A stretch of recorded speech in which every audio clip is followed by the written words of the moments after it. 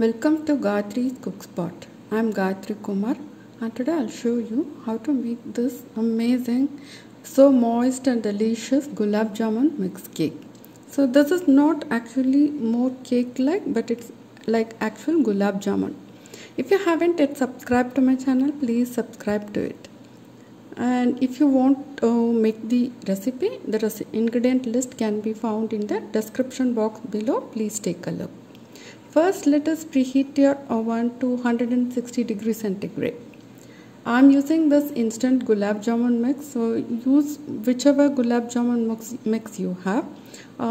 It's actually made of maida, milk solids and semolina. It's 180 gram pack, so whichever brand you take, it comes in 180 grams pack only. So I have taken one pack of the mix and I'm adding 100 grams of maida and 150 grams of powdered sugar. If you are taking cup measures, take the granulated sugar, measure it and then powder it. Now add baking powder and mix everything nicely. So this recipe, it has more mix, the gulab jamun mix, than the maida. So the final result won't be cake like, it won't be spongy, but it will be like your gulab jamun but in the cake form. It's really good to taste. Add cardamom powder to it, half a teaspoon of cardamom powder. And as Diwali is around the corner, you can make this for Diwali. It will be a really different kind of sweet to share with your friends and family. Now once all the dry ingredients are mixed well, let's add the milk and ghee. So to give that authentic Indian taste, I am adding ghee here, but you can also add any kind of refined oil or you can add melted butter to it.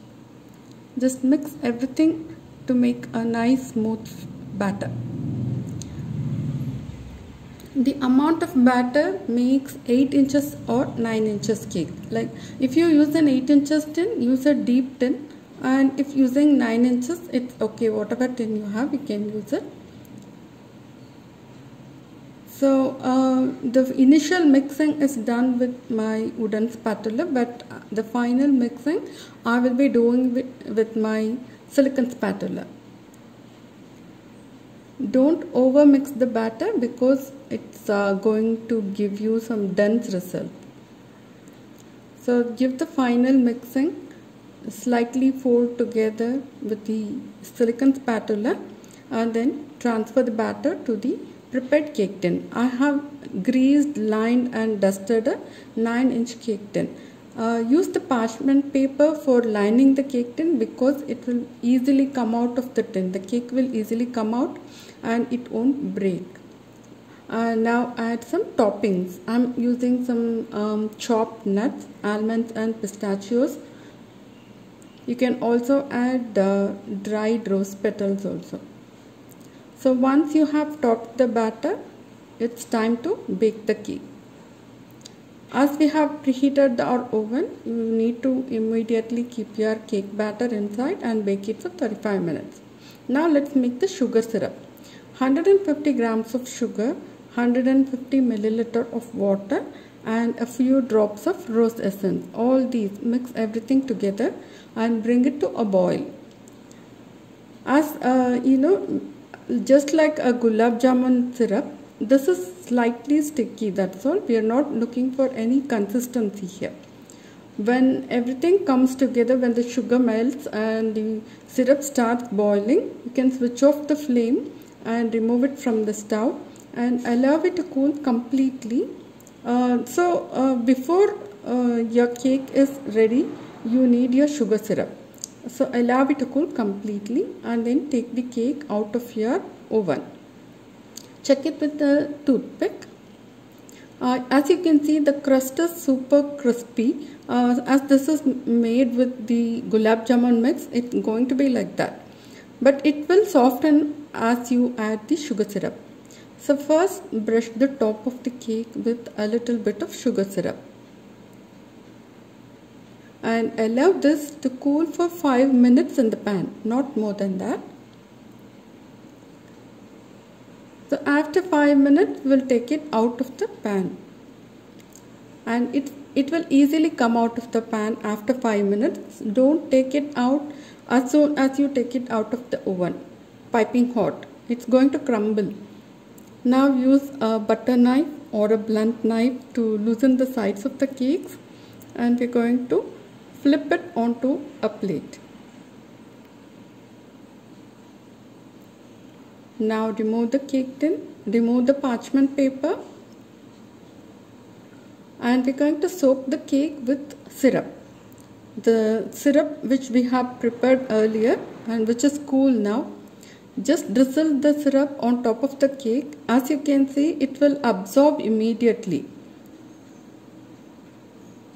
So see, we are doing with 150 grams of sugar. So you need to add 1/4 of the syrup to the base of the cake. And we will add another 1/4 on top of the cake, and the remaining half portion we will have it for later. While serving, you need to top it. Now flip it again onto a serving plate and top it more with sugar syrup. Now the shaker is nice, it's really hot, so it will easily absorb the syrup immediately. And also brush the top of the cake also with the syrup and pour a little bit at the sides also.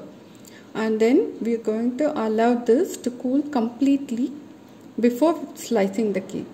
You can also add some chopped nuts on the top, and even dried rose petals. It's up to you. However you want, you can just decorate your cake. And then add more syrup at the sides, so they will soak up the bottom of the cake. And now let us allow it to cool completely. Don't slice a hot or warm cake, it's going to crumble a lot.